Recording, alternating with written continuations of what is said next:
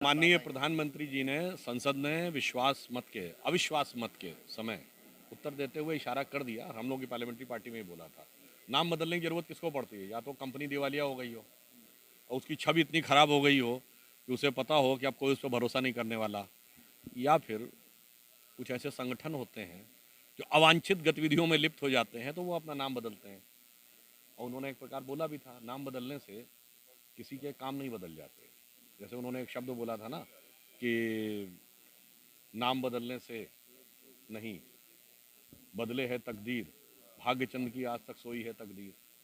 तो इसलिए मैं सिर्फ ये कहना चाहता हूँ, हम वो राजनीतिक दल हैं जिसने गठबंधन एनडीए बनाया था। 25 साल हो गए, आज भी एनडीए है। उन्होंने बनाया 2004 के बाद और मिट गए अभी तक आते आते। और एक और बात मैं ये भी ऑन द लाइटर नोट कहना चाहता हूँ, जब ये गठबंधन बना, मैं कई बार टीवी डिबेट में पूछ चुका हूँ, भाई आपके इस तथाकथित आईएनडीए को इसमें ये बताइए कि इसका हिंदी में नाम क्या है। तो साहब पहले दिन गूगल देख के भी लोग नहीं बता पाए। यानी वही सोच है, अंग्रेजी में सोचा, अंग्रेजी में एब्रीवेशन रख लिया, ये विचार ही नहीं किया कि भारतीय भाषा में उसका क्या नाम होना चाहिए। तो ये दर्शाता, इवन आप पूछें उसका फुल फॉर्म बता दो, जैसे हमारा है नेशनल डेमोक्रेटिक अलायंस, हिंदी में राष्ट्रीय जनतांत्रिक गठबंधन, उनसे इंडिया का फुल फॉर्म पूछ लीजिए तो नहीं बता पाते हैं। तो ये दर्शाता है कि मुखौटा लगा लेने से आपकी मुख की वास्तविक स्थिति नहीं बदल जाती। यूपी की बात की जाए तो अखिलेश यादव का गठबंधन जयंत चौधरी से होता। पश्चिम यूपी के जो जाट हैं वो जयंत का बहुत अच्छा समर्थन करते हैं। क्या मानते हैं कि अगर जयंत भाजपा में आते हैं तो जाट आपके साथ आ पाएंगे? देखिए, हमें सभी समुदायों में हम वो विश्वास रखते हैं जो माननीय प्रधानमंत्री जी ने कहा है, सबका साथ, सबका विकास, सबका विश्वास और सबका प्रयास।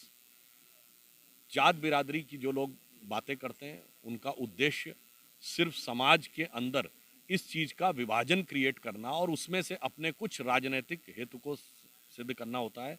आज जब 21वीं सदी का महान भारत स्वतंत्रता के अमृत काल में जा रहा है तो एक दो वर्ग से नहीं, सभी को साथ में लेकर चलना होगा। जो अटल जी की एक पंक्ति थी कि कदम मिलाकर चलना होगा, तो प्रधानमंत्री जी का आह्वान उसी की तरफ है। देखिए, मणिपुर के विषय में माननीय गृह मंत्री जी ने सदन के पटल के ऊपर बहुत स्पष्ट रूप से सारी की सारी बातें बता दी थी कि कैसे ये घटना हुई। मैं यह भी बताना चाहता हूँ, 2018 में हमारी सरकार बनी, मई 2023 तक मणिपुर में किसी भी प्रकार की कोई घटना नहीं हुई। उससे पहले कभी कोई ब्लॉकेड नहीं हुआ। विनम्रता से कहना चाहता हूँ कि आज़ादी के 75 साल में इन 6 साल के अलावा कोई बता दे कि कब जब मणिपुर में कोई ब्लॉकेड ना हुआ हो। संयोग से एक न्यायालय के निर्णय के द्वारा ऐसी परिस्थिति उत्पन्न हुई और उसमें जितनी संवेदनशीलता और सतर्कता के साथ काम किया गया, परंतु आप पुनः देखिए, इतना हल्ला मचाया मणिपुर पे, और जब प्रधानमंत्री जी मणिपुर में बोलने वाले थे वॉकआउट कर गए। इसका अर्थ ये हो गया कि मणिपुर के ऊपर उनको संवेदना नहीं, सिर्फ राजनीति करती थी। They were not sensitive about Manipur, they were only indulging in the sensation.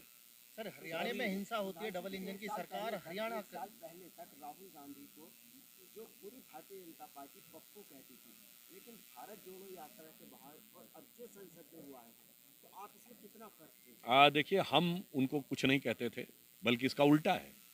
आपको याद हो, पिछले संसद सत्र में अधीर रंजन चौधरी जी ने यह शब्द प्रयोग कर दिया था कि आप लोग पप्पू समझते थे नेता प्रतिपक्ष। तो गृह मंत्री अमित शाह जी ने खड़े होकर ऑब्जेक्ट किया था कि भाई इस शब्द को बाहर निकाला जाए, हम किसी माननीय सांसद के लिए इस ढंग का शब्द नहीं प्रयोग करना चाहते।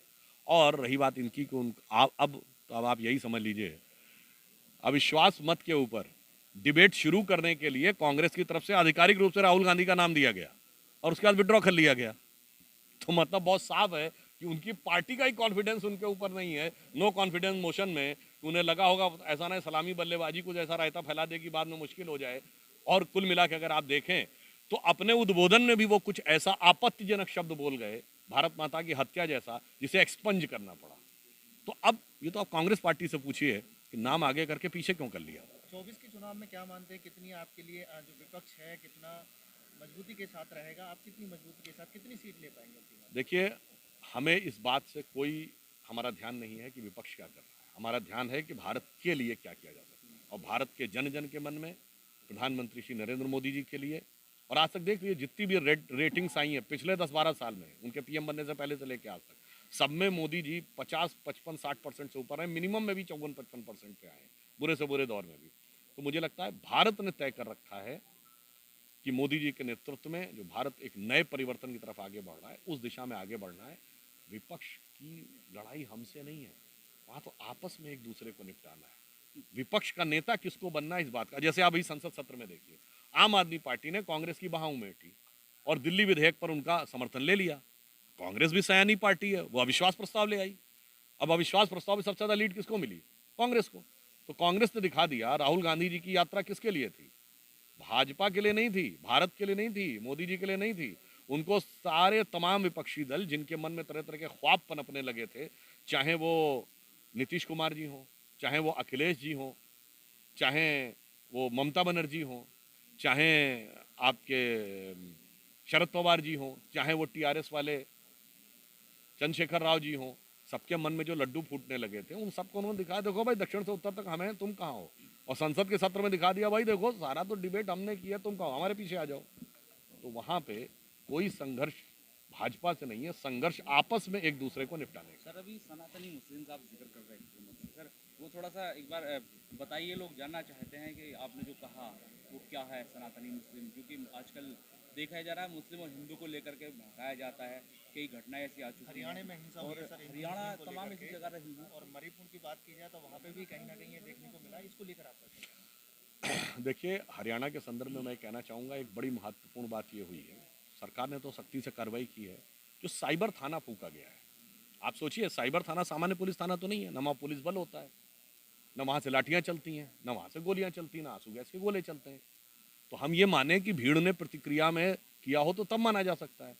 पिछले कई महीनों से हरियाणा सरकार सोशल मीडिया पे ये सांप्रदायिक वैमनस्य जो लोग पैदा करके समाज में लड़ाई लगना चाहते हैं, उन पर सख्ती हो रही है। 60 से 70 लोगों को गिरफ्तार भी किया जा चुका था। तो अब यह जांच से ये विषय सामने आएगा कि कहीं चुनाव मनेसर बनाने भी के लिए इस गिरफ्तार तरह क्यों नहीं का हो पाया भाजपा सर, अगर कराती ऐसी है। बात की तो? जो मोनू मनेसर जो वो है, वो पहले डाला कि मैं आऊँगा, उसके बाद बवाल हुआ। देखिए, वो सारी विषय जांच में सामने आएगी, मगर फिलहाल तो उसके खिलाफ एफआईआर राजस्थान में है। तो ये उत्तर तो राजस्थान सरकार को देना चाहिए ना। कोऑपरेट नहीं करते हैं। ने कहा है कि वो चाहते हैं कि प्रियंका गांधी संसद पहुंचे, वो खुद भी सेवा कर रहे हैं क्षेत्र में, तो उनका चाहते हैं कि वो भी हाँ, तो निजी उनकी इच्छा, इसमें कौन का सम्मान हो जाए? हर पति चाहता है कि मेरी पत्नी आगे बढ़ जाए।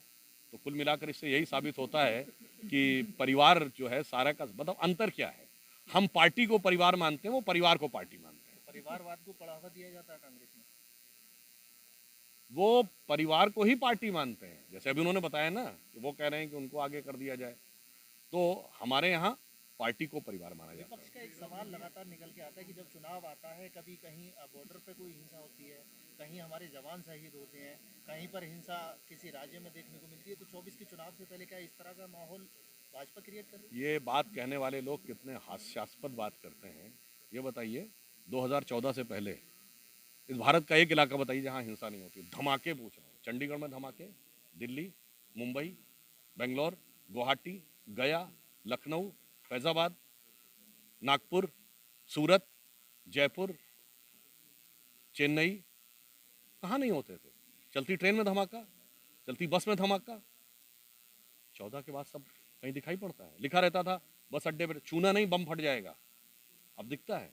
अब दक्षिण कश्मीर के 4 जिलों तक सिमट गया, उसके बाद उनको लगता है चुनाव के लिए। अब चुनाव के लिए आप टॉलरेट करते थे, तो बस अंतर था। और उसके बावजूद इस घटना के बाद कांग्रेस गवर्नमेंट का स्टैंड ये रहता था कि हम पाकिस्तान से शांति वार्ता करते रहेंगे। 26/11 के हमले के 9 महीने के अंदर उन्होंने शर्म एल शेख में डिक्लेरेशन साइन किया और कहा कि आतंकवाद से शांति वार्ता प्रभावित नहीं होगी। मोदी जी ने पिछले 9 साल, भारत के इतिहास के इकलौते 9 साल में, हमने पाकिस्तान से कोई औपचारिक द्विपक्षीय वार्ता नहीं की, क्योंकि हमारा सिद्धांत आतंकवाद के साथ वार्ता नहीं होगी। तो जमीन आसमान का अंतर है हमारी और